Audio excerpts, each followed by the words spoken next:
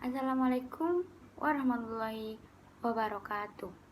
Perkenalkan, nama saya Najida Rahmadina, bisa dipanggil Dina, dari Fakultas Humaniora, Program Studi Sastra Inggris, dengan NIM 21030210147. Pada kesempatan kali ini, saya akan membahas tentang apa yang diberikan pada PBAK Day 1. PBAK Day 1 membahas tentang Universitas Islam Negeri Malik Ibrahim Malang, atau disebut juga UIN Maliki Malang. UIN Maliki Malang berdiri berdasarkan Surat Keputusan Presiden Nomor 50 pada tanggal 21 Juni 2004. Bermula dari gagasan para tokoh Jawa Timur untuk mendirikan lembaga pendidikan tinggi Islam di bawah Departemen Agama. Dibentuklah panitia pendirian IAIN cabang Surabaya melalui Surat Keputusan Menteri Agama Nomor 17 tahun 1961 yang bertugas untuk mendirikan Fakultas Syariah yang berkedudukan di Surabaya dan Fakultas Tarbiyah yang berkedudukan di Malang. Keduanya merupakan fakultas cabang IAIN Sunan Kalijaga, Yogyakarta, dan diresmikan bersamaan oleh Menteri Agama pada 28 Oktober 1961. Pada 1 Oktober 1964 didirikan juga Fakultas Usuluddin yang berkedudukan di Kediri melalui Surat Keputusan Menteri Agama Nomor 66 tahun 1964. Dalam perkembangannya, ketiga fakultas cabang tersebut digabung dan secara struktural berada di bawah naungan Institut Agama Islam Negeri atau disebut juga IAIN Sunan Ampel yang didirikan berdasarkan Surat Keputusan Menteri Agama Nomor 20 tahun 1965. Sejak saat itu, Fakultas Tarbiyah Malang merupakan fakultas cabang IAIN Sunan Ampel. Melalui Keputusan Presiden Nomor 11 tahun 1997, pada pertengahan 1997, Fakultas Tarbiyah Malang IAIN Sunan Ampel beralih status menjadi Sekolah Tinggi Agama Islam Negeri atau STAIN Malang. Bersamaan dengan perubahan status kelembagaan semua fakultas cabang di lingkungan IAIN se-Indonesia yang berjumlah 33 buah. Dengan demikian, sejak saat itu pula, STAIN Malang merupakan lembaga pendidikan tinggi Islam otonom yang lepas dari IAIN Sunan Ampel. Di dalam rencana strategis pengembangannya, sebagaimana tertuang dalam rencana strategis pengembangan STAIN Malang 10 tahun ke depan. Pada paruh kedua waktu periode pengembangannya, STAIN Malang mencanangkan mengubah status kelembagaannya menjadi universitas. Melalui upaya yang sungguh-sungguh, usulan menjadi universitas disetujui Presiden melalui Surat Keputusan Presiden RI Nomor 50 tanggal 21 Juni 2004 dan diresmikan oleh Menko Kesra Prof. Haji Ahmad Malik Fajar, MSc, atas nama Presiden pada 8 Oktober 2004 dengan nama Universitas Islam Negeri Malang, dengan tugas utamanya adalah menyelenggarakan program pendidikan tinggi, bidang ilmu agama Islam, dan bidang ilmu umum. Dengan demikian, pada 21 Juni 2004 dijadikan sebagai hari kelahiran universitas ini. Sempat bernama Universitas Islam Indonesia Sudan atau UIIS sebagai implementasi kerjasama antara pemerintah Indonesia dan Sudan, dan diresmikan oleh Wakil Presiden Republik Indonesia Dr. Haji Hamzah Has pada 21 Juli 2002 yang juga dihadiri oleh para pejabat tinggi pemerintah Sudan. Secara spesifik akademik, universitas ini mengembangkan ilmu pengetahuan tidak saja bersumber dari metode ilmiah melalui penalaran logis seperti observasi, eksperimentasi, survei, wawancara, dan sebagainya. Ciri khusus lain universitas ini sebagai implikasi dari model pengembangan keilmuannya adalah keharusan bagi seluruh anggota Civitas Akademika untuk menguasai bahasa Arab dan bahasa Inggris. Melalui bahasa Arab diharapkan mereka mampu melakukan kajian Islam melalui sumber aslinya, yaitu Al-Quran dan Hadis. Dan melalui bahasa Inggris, mereka diharapkan mampu mengkaji ilmu-ilmu umum dan modern. Selain sebagai piranti komunikasi global, karena itu pula universitas ini disebut Bilingual University. Untuk mencapai maksud tersebut, dikembangkan ma'had atau pesantren kampus, di mana seluruh mahasiswa tahun pertama harus tinggal di ma'had. Karena itu, pendidikan di universitas ini merupakan sintesis antara tradisi universitas dan ma'had atau pesantren. Melalui model pendidikan semacam itu, diharapkan akan lahir lulusan yang berpredikat ulama, yang intelek profesional atau intelek profesional yang ulama. Ciri utama sosok lulusan demikian adalah tidak saja menguasai disiplin ilmu masing-masing sesuai pilihannya, tetapi juga menguasai Al-Quran dan Hadis sebagai sumber utama ajaran Islam. Maliki Malang, saya akan membacakan hasil resum yang saya dapat dari Dr. Haji Ahmad Fathah Yasin, MAG. Pada PPAK hari pertama, Dr. Haji Ahmad Fathah Yasin, MAG, memberikan wejangan tentang kampus UIN Malang. Kampus UIN Malang berbeda dari kampus yang ada di luar sana. Karena selain kita belajar ilmu umum, kita juga belajar ilmu agama. Oleh karena itu, kita disebut sebagai mahasantri. Karena semua yang kita lakukan didasari oleh ilmu agama yang bersumber dari Al-Quran dan Hadis. Dr. Haji Ahmad Fathah juga mengatakan sebagai mahasantri, kita harus dapat berpikir ilmiah.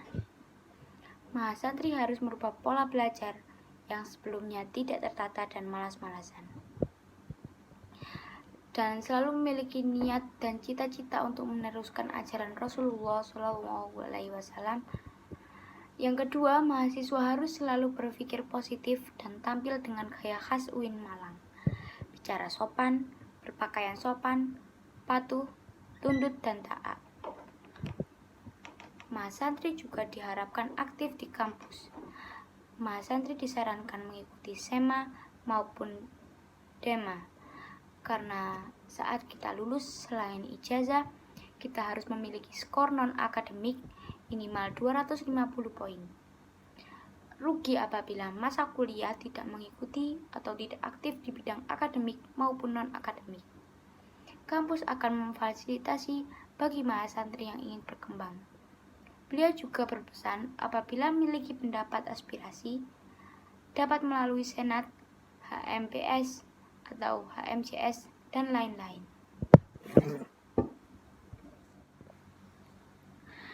Selanjutnya saya akan meresum sedikit tentang penyampaian dari Profesor Dr. Haji Zainuddin MA atau selaku Rektor UIN Malang. Kebijakan mutu UIN Malang ialah meningkatkan kepuasan customers atau stakeholders melalui peningkatan mutu pelayanan administrasi akademik dan non-akademik. Yang kedua, meningkatkan kinerja organisasi melalui penetapan kebijakan strategis yang relevan dengan kebutuhan organisasi dan perbaikan kualitas proses pelayanan administrasi. Selanjutnya, menumbuhkan nilai dan budaya organisasi untuk meningkatkan kualitas SDM yang berkontribusi langsung pada peningkatan kinerja lembaga. Nomor 4, membangun komunikasi dan koordinasi internal untuk membangun teamwork yang mendukung sinergi Civitas Akademika UIN Maulana Malik Ibrahim Malang. Yang kelima, menyediakan sumber daya manusia dengan kualifikasi dan kompetensi yang sesuai untuk memberikan kontribusi yang optimal pada penyelenggaraan layanan prima bagi customers atau stakeholders.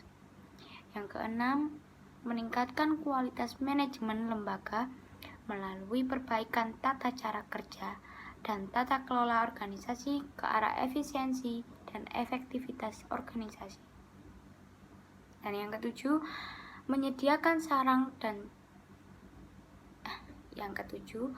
menyediakan sarana dan prasarana yang memadai untuk menunjang kegiatan layanan administrasi akademik dan non-akademik.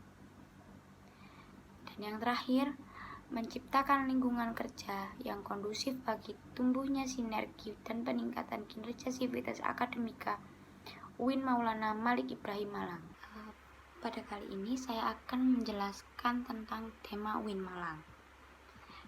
Dema UIN Malang atau Dewan Eksekutif Mahasiswa merupakan organisasi intrakampus atau OMIK yang merupakan lembaga eksekutif mahasiswa di level universitas.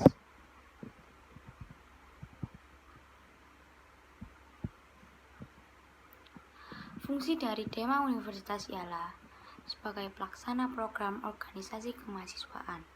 Yang kedua, sebagai lembaga yang mengkoordinasikan dan menginstruksikan pelaksanaan kegiatan kemahasiswaan tingkat universitas.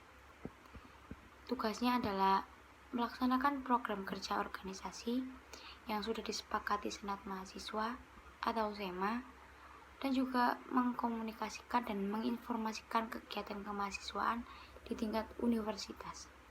Yang terakhir adalah melaksanakan koordinasi dan sinkronisasi kegiatan kemahasiswaan.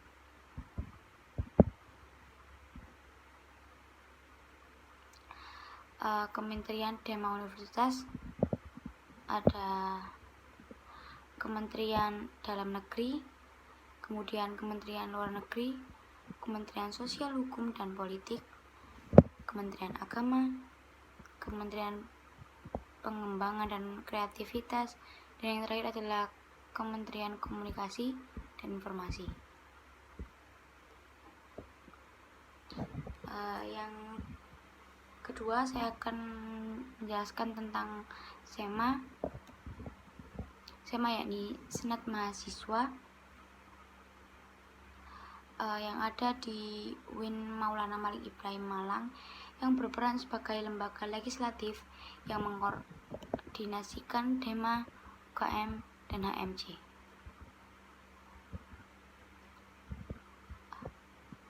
Fungsi SEMA ada 4, yakni advokasi, legislasi, pengawasan, dan juga penganggaran.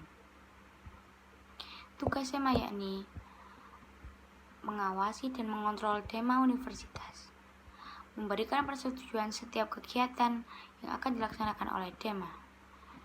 Yang ketiga, memberikan pengesahan setiap laporan pertanggungjawaban setelah selesai agenda tersebut.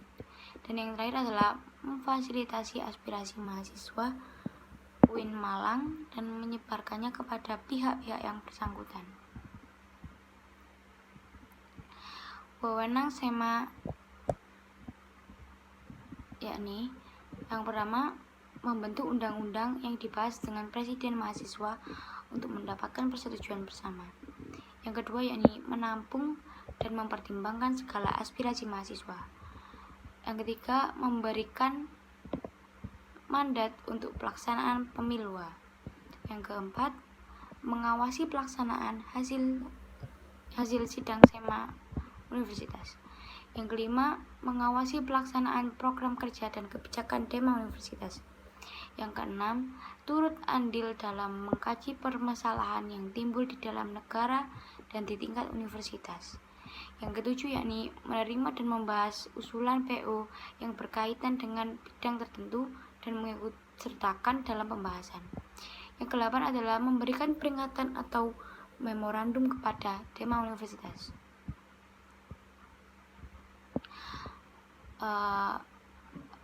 SEMA Universitas memiliki 4 komisi, yakni Komisi A, Komisi B, Komisi C, dan Komisi D. Komisi A yakni Komisi Advokasi dan Hukum, sedangkan Komisi B yakni Komisi Organisasi dan Kemahasiswaan. Komisi C adalah Administrasi dan Keuangan, dan yang terakhir Komisi D adalah Informasi dan Komunikasi.